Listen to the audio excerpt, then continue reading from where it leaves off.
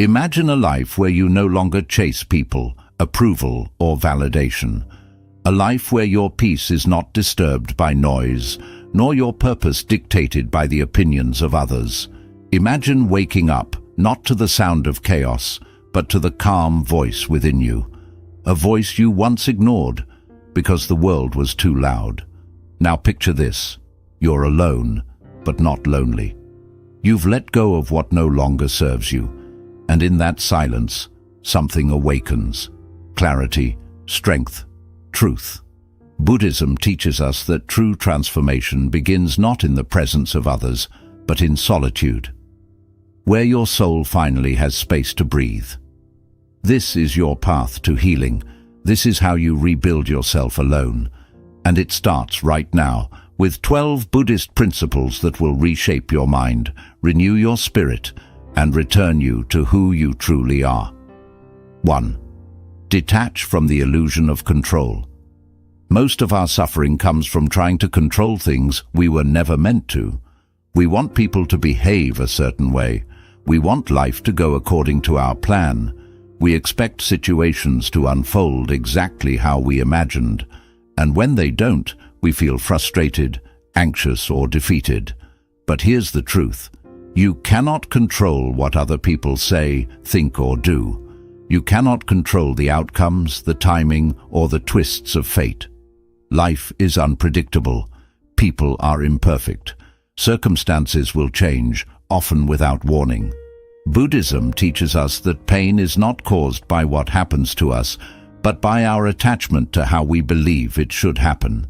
As Buddha wisely said, you only lose what you cling to. The tighter you hold on to expectations, the more you suffer when they're not met. But when you release that grip, something beautiful happens. You begin to experience life as it is, not as you demand it to be. Let go of trying to force outcomes.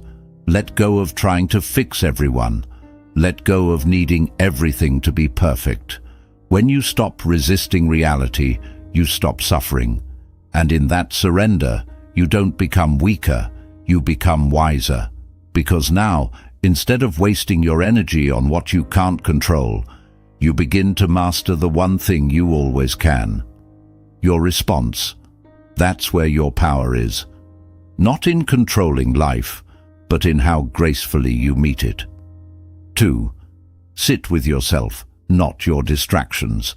In today's world, it's easier than ever to run from yourself.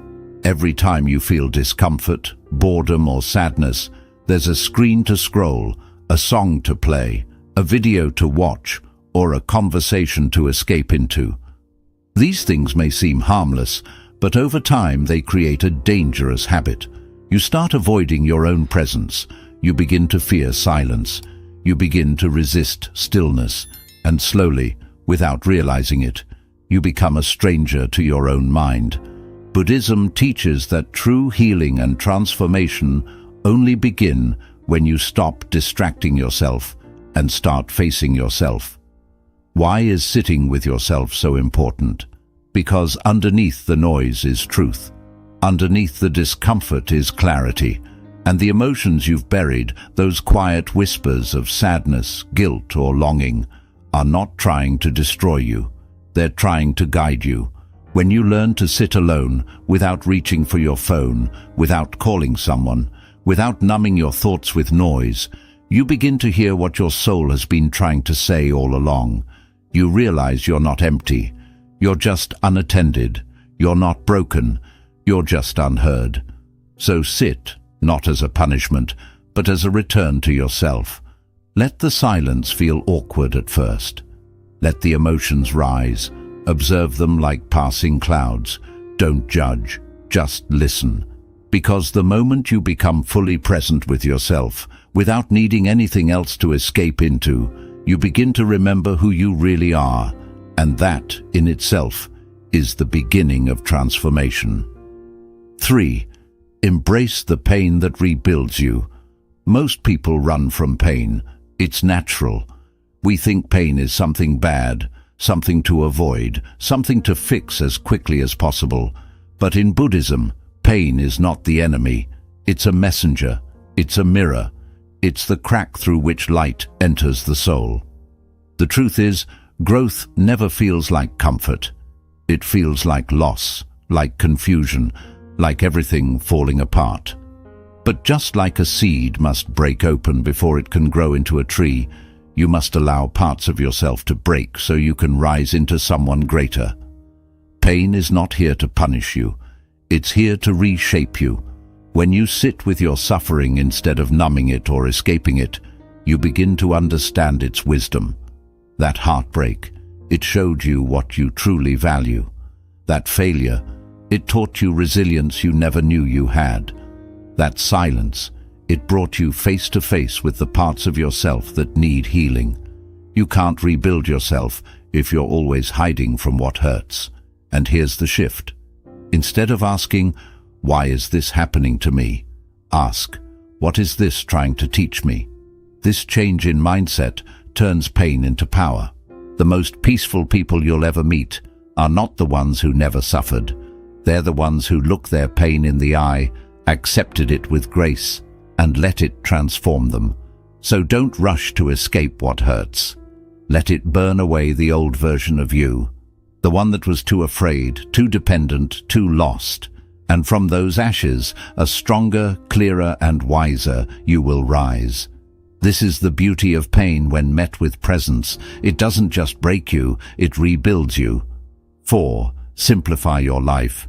Amplify your spirit. In a world that constantly pushes us to want more, do more, and become more, simplicity often feels like a weakness. But in Buddhism, simplicity is not a step backward. It's a return to clarity, a return to peace. Think about it. How many things do you carry, physically, mentally, emotionally, that you don't truly need? How much energy is drained managing things that add no value to your spirit? The clutter in your home, the overcommitment in your schedule, the noise in your digital life, and the toxic people in your circle, they all weigh you down, quietly and constantly. Buddha taught that desire is the root of suffering, not just material desire, but the craving for more recognition, more possessions, more distractions. But the path to transformation isn't found in adding, it's found in subtracting. Start by asking, what is truly essential to my peace? Simplify your surroundings. Let go of what you don't use. Simplify your relationships. Choose depth over quantity. Simplify your mind. Release thoughts that don't serve your highest self. When you begin to live with less, you actually feel more space to breathe, more time to reflect, more energy to grow. Simplicity doesn't mean you give up joy. It means you stop chasing what doesn't bring real joy in the first place. It creates a sacred space inside you where your spirit can rise, uninterrupted by noise or pressure. So, slow down, clear the excess. Let your life become quiet enough that you can hear your soul again. Because the more you simplify, the more you amplify who you truly are. 5. Become the observer, not the reactor. One of the greatest teachings in Buddhism is this: you are not your thoughts, and you are not your emotions. You are the one who watches them. But most people forget this. Sometimes something triggers them.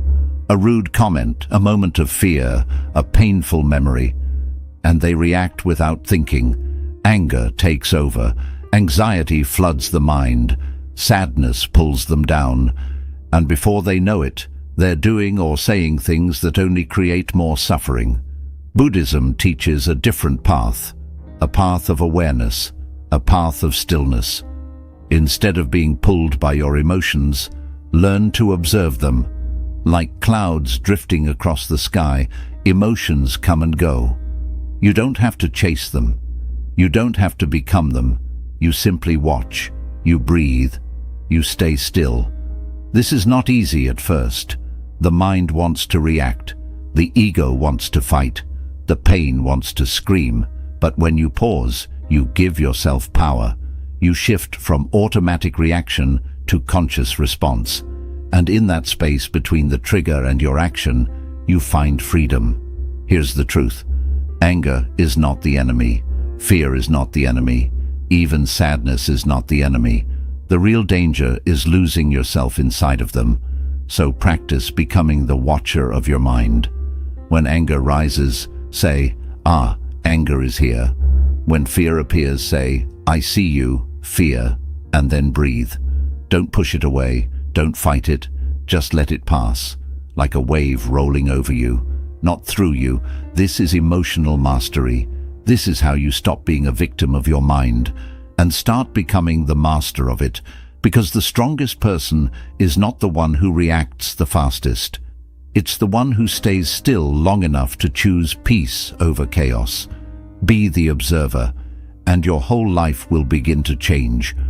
We all carry a version of ourselves that was shaped by pain, fear, rejection, or past experiences. Maybe it's the not good enough version, the always fails version, the one that was criticized, betrayed, abandoned, or told they were too much or not enough. And over time, without realizing it, you begin to identify with that self. You start believing that's who you are. You say things like, I'm just an anxious person. I always mess things up. This is just the way I am. But Buddhism teaches something powerful. There is no fixed self. The self you believe you are is not permanent. It can change, it can evolve, it can be rebuilt. Yet in order to become someone new, you have to be willing to let go of the version of you that no longer serves your highest good. Let go of the self that doubts. Let go of the self that shrinks to fit in. Let go of the self that keeps reliving the same story of pain. You don't need to hate that version of you. It was doing its best with what it knew. It helped you survive. But now, you're ready to grow. And growth means releasing the identity that was built on wounds, so you can step into one built on wisdom. This transformation doesn't happen all at once. It happens when you choose, moment by moment, to act like the person you want to become, not the one you've been. You start speaking kindly to yourself. You stop repeating stories that hurt. You walk with your head higher, not out of pride, but because you've remembered your worth. Letting go of the old self isn't about becoming someone else. It's about returning to who you were before the world told you who to be. So breathe deeply. Forgive the past version of you, and with every step forward, remind yourself you are allowed to grow beyond who you once were. 7. Learn the power of walking alone. There will be moments in life when you feel abandoned, misunderstood, or completely alone. Friends fade, relationships fall apart, support disappears, and you're left wondering, why is no one here? But what if that loneliness is actually sacred? In Buddhism, solitude is not something to fear, it's something to honor, because when you walk alone, without the noise, without the influence, without the pressure to be someone for others, you begin to meet the most important person in your life, yourself. We live in a world that constantly tells us to stay connected, but connection without self-awareness leads to confusion. You begin to live for others, say yes when you mean no, and shape yourself to fit their expectations. In solitude, that illusion falls away. You begin to hear your own thoughts again. You start questioning what you actually want, not what others expect. You remember your values, your dreams, your pain, your power. Buddha walked away from his palace, his comfort, his identity, alone. And in that sacred solitude beneath the Bodhi tree, he awakened. Solitude is where you strip away the masks. It's where the real work begins. No one clapping for you, no one guiding your steps. Just you, showing up for your own soul.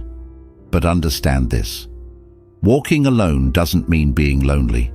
It means becoming strong enough to stand without needing anyone else to hold you up. When you can walk your path without applause, when you can be at peace without constant company, when you can enjoy your own presence like a best friend, that's when you know you are becoming whole. So if you feel like no one understands you right now, if you're walking a path that feels unfamiliar and quiet, know this isn't your punishment. It's your preparation. Because those who learn to walk alone eventually lead themselves to the most powerful place of all, inner peace. 8. Choose mindfulness over multitasking. In the modern world, multitasking is praised like a superpower. The more you can juggle, the more valuable you seem. But here's what no one tells you. The more tasks you split your attention across, the less of yourself you bring to each one. You eat while scrolling your phone. You listen while thinking about your reply. You walk while your mind races in 1,000 directions. But are you really living, or just moving through life on autopilot? Buddhism teaches the opposite of multitasking. It teaches mindfulness, the practice of being fully present with whatever you are doing, no matter how simple it seems. When you eat, just eat. When you listen, just listen. When you walk, feel each step beneath your feet like it matters. Why is this important? Because when your mind is scattered, your life becomes scattered. When your attention is divided, your energy is drained. And when you rush through every moment, you miss the beauty, the wisdom, and the healing it quietly offers you. Mindfulness brings you back to now, the only moment that actually exists. It calms the nervous system. It clears mental fog. It deepens your connection to the world and to yourself. And most importantly, it awakens your presence. You begin to notice the flavor of your food, the sound of the wind, the rhythm of your breath. You begin to realize that life isn't happening later. It's happening right here. And the more present you are, the richer your life becomes. Even washing dishes can become a meditation. Even sipping tea can become a sacred act if you give it your full attention. So stop chasing more. Stop rushing through everything just to get to the next thing. Slow down. Come back to this moment. Because when you stop multitasking and start living mindfully, you don't just get things done. You come back to life itself. 9. Accept what is and change what you can. One of the deepest sources of suffering in life is the fight against reality. We wish things were different. We replay mistakes, regret decisions, hold on to anger, and obsess over things that are simply out of our control. But here's the truth. You cannot heal by resisting what is. Buddhism teaches a profound balance, acceptance and action. Accept what is, change what can be, and have the wisdom to know the difference. Acceptance does not mean giving up. It does not mean becoming passive. It means making peace with the present moment before you decide what to do next. Because when you're at war with what's already happened, you drain your energy. But when you accept it, you free up space to respond wisely. You don't have to accept injustice. You don't have to tolerate toxic behavior. But you do have to stop wishing the past could be different. You do have to stop trying to control every outcome. Instead, ask yourself, can I change this? If yes, take action with clarity and compassion. If no, breathe, let go, and trust the unfolding of life. Acceptance doesn't mean you agree with everything. It means you stop fighting reality so that you can meet it with strength instead of resistance. And action, true conscious action, comes from a still place, not a frantic one. When you accept what is, you can finally see clearly what steps to take. Here's what happens when you live this way. You stop being a victim of circumstances. You stop getting stuck in endless loops of worry or regret. You begin to move forward, not with fear, but with peace. Because peace is not the absence of problems. It's the presence of inner clarity in the middle of them. So repeat this to yourself when life feels heavy. I will accept what is and change what I can. And in that simple, powerful mindset, you will begin to transform everything. 10. Choose compassion even for yourself. It's easy to feel compassion for others. When someone else is in pain, we offer kindness, patience, and gentle words. But when we fall short, we become our own harshest critics. We replay our mistakes. We insult ourselves in silence. We carry guilt for days, weeks, even years. We hold ourselves to impossible standards and punish ourselves when we fail to meet them. But here's the truth. You cannot truly grow if you're constantly attacking yourself. Buddhism teaches that compassion must begin at home, and that home is your own heart. Self-compassion doesn't mean making excuses. It means recognizing that you are human, that you are allowed to struggle, that healing is not a straight line, and mistakes are part of the journey. When you mess up, speak to yourself as you would to a dear friend. It's okay. You're learning. You're trying. You are still worthy. Because the voice you speak to yourself with becomes the environment your soul lives in. If that voice is harsh, your spirit hides. If that voice is kind, your spirit blooms. Think of a child learning to walk. If that child falls, you don't scold them. You cheer them on. You encourage them to get back up. You need to offer yourself that same grace. Even in your darkest moments, you are not broken. You are becoming. Even in your messiness, you are not a failure. You are a work in progress. Self-compassion is not weakness. It's one of the greatest strengths you can develop, because when you stop fighting yourself, you create space to truly grow. So, pause.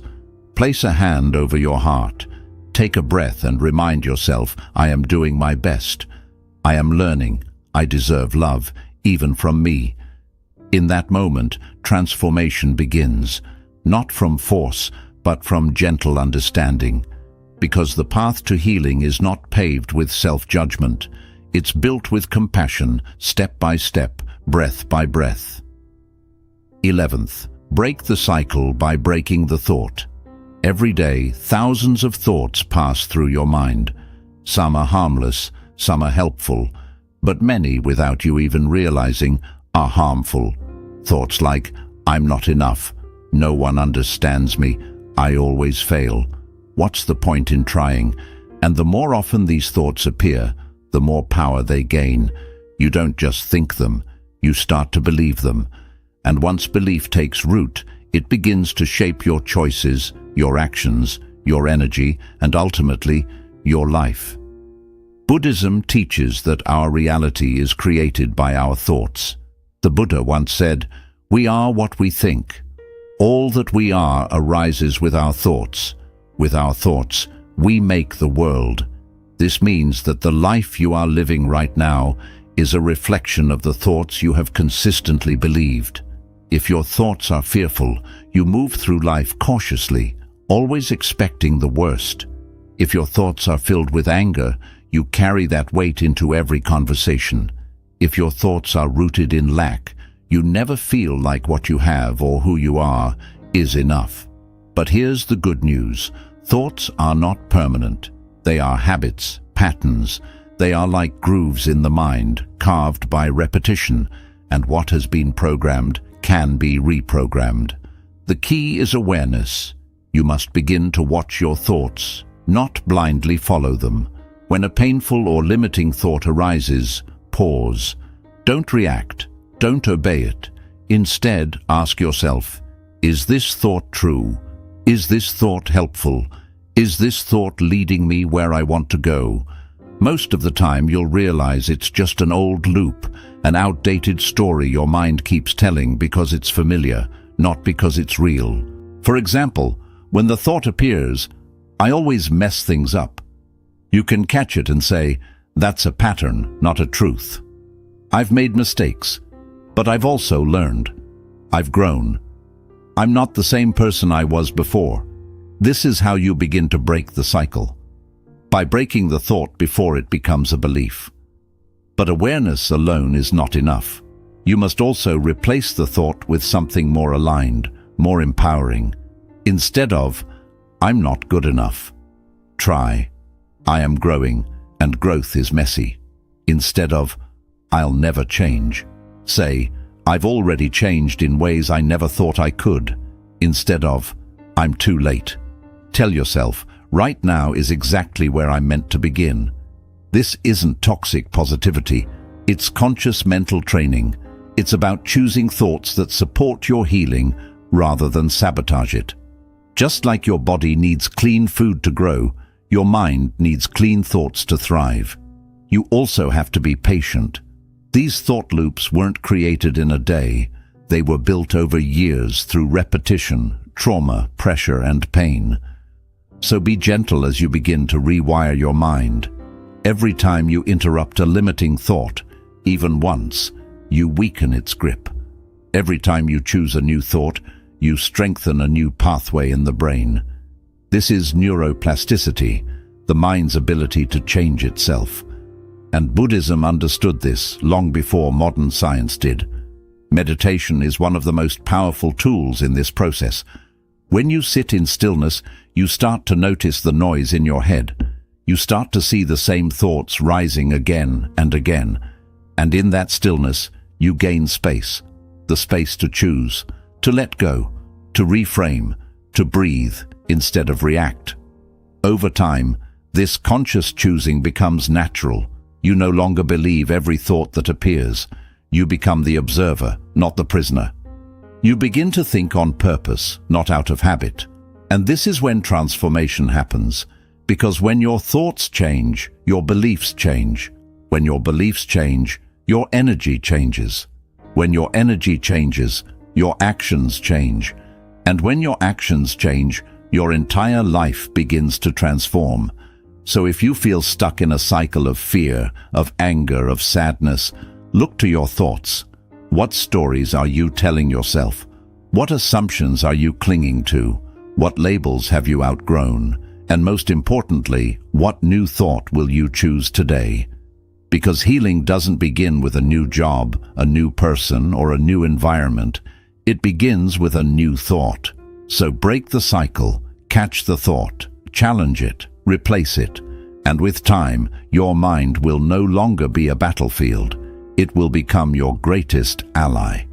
12th, return to the breath. It is your anchor. In every moment of chaos, confusion, fear, or uncertainty, there is one thing that is always with you, always available, and always powerful enough to bring you back to peace. Your breath. It sounds simple. Too simple, maybe. But in Buddhism, the breath is far more than just air moving in and out of your lungs. It is your anchor to the present moment, the doorway to awareness, and the bridge between your body, mind, and spirit. When life becomes overwhelming, your mind tends to run in every direction. It pulls you into the past, replaying what went wrong. It jumps into the future, imagining worst-case scenarios. It creates fear, tension, panic, and before you know it, you're no longer present. You're lost in thoughts that don't serve you, but your breath is always in the now. It cannot exist in yesterday or tomorrow. It only lives here, in this very second. The past is gone. The future hasn't arrived, but this breath is real. When you bring your awareness to the breath, you bring yourself home, to peace, to presence, to life itself. For thousands of years, Buddhist monks have used breath awareness to cultivate mindfulness and inner stillness. Why? Because no matter where you are or what you're going through, the breath is always with you.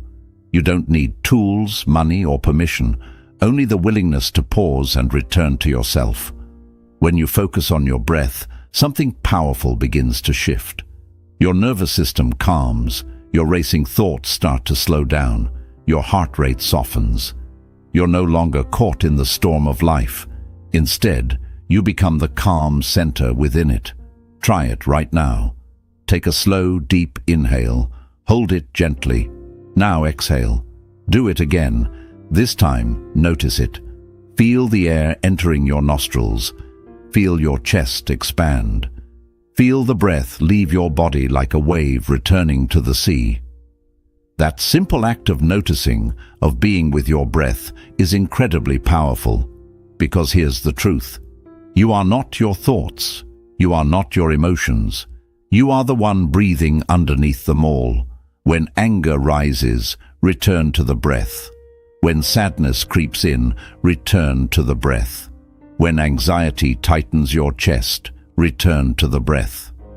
It won't erase the situation, but it will give you clarity, space, and calm to face it with strength. In Buddhist teachings, the breath is more than just air. It carries prana, your life force. When your breath becomes shallow and erratic, your energy scatters and weakens. But when your breath is steady, intentional, and deep, your energy returns to you. You become grounded, aware, and alive. So the next time life overwhelms you, don't rush, don't resist. Just return. Just breathe. Because peace is not something far away. It's right here, in this moment, waiting in the stillness of your breath. And in that stillness, you'll find yourself. But when your breath is deep and intentional, your energy becomes steady, strong, and grounded. Many of us live disconnected from this power. We breathe unconsciously, fast and shallow, especially in moments of stress and anxiety. Yet the moment you begin to breathe consciously with presence and purpose, something profound happens. You're not just calming yourself, you're reprogramming your entire mind-body system. This is why breathwork and meditation are more than just spiritual practices. They are tools for emotional healing, stress relief, and even physical well-being. And science backs this up. Studies have shown that mindful breathing reduces cortisol, the stress hormone. It improves heart rate variability, which supports emotional resilience. It boosts the immune system and enhances mental clarity. Through conscious breath, your entire system finds alignment. But beyond the science lies a deeper truth. The breath is your direct connection to life itself. The first thing you did when you came into this world was inhale. The last thing you will do before leaving is exhale. And every breath between those two moments is a chance to begin again. So when the weight of the world feels heavy on your shoulders, when your mind is spinning and your spirit feels lost, don't rush outward looking for relief. Just pause, close your eyes, place a gentle hand over your heart, and breathe. Let your breath become your prayer. Let it carry your pain, your worries, your tension. Let it remind you, you are here, you are alive, and this moment, right now, is enough. Make it a daily practice, first thing in the morning, before the world speaks to you. Breathe. In the evening, after the noise of the day has settled, breathe. In between tasks, before reacting, before speaking, just pause and breathe. Even a single conscious breath has the power to shift your entire state of being. Because when you learn to master your breath, you begin to master your mind. And when you master your mind, you become free. Not because the world has changed, but because something within you has. So return to the breath again and again. Let it be your anchor when everything around you feels unstable. Let it be your teacher, your guide, your silent sanctuary. In the stillness between inhale and exhale, you will find yourself, not the version shaped by expectations and noise, but the version that has always been there, calm, present, and whole. That is where true transformation begins. In a world that constantly tells you to move faster, to achieve more, to be everywhere and everything at once, Buddhism whispers something different. Slow down, be still, go within. Because the transformation you are seeking will not come from applause, from people, or from possessions.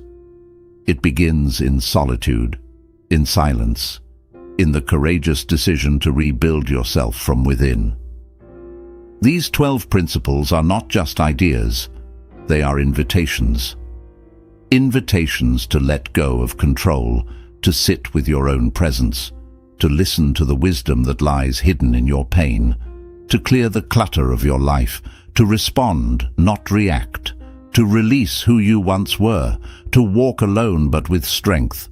To live mindfully and intentionally is to accept what you cannot change, to offer yourself deep compassion, and to break the mental patterns that limit you. It means returning again and again to the breath that grounds you, to that simple, sacred rhythm that brings you home to yourself. You are not broken, you are becoming, you are not behind, you are awakening. So trust this path, even when it's quiet, even when it's lonely, even when it's hard, because the most powerful version of you is not found in the crowd. It's forged in the quiet moments when no one is watching, in the moments when you choose to rise, to rebuild, and to return to who you truly are. Walk this path with courage, and may peace follow every step.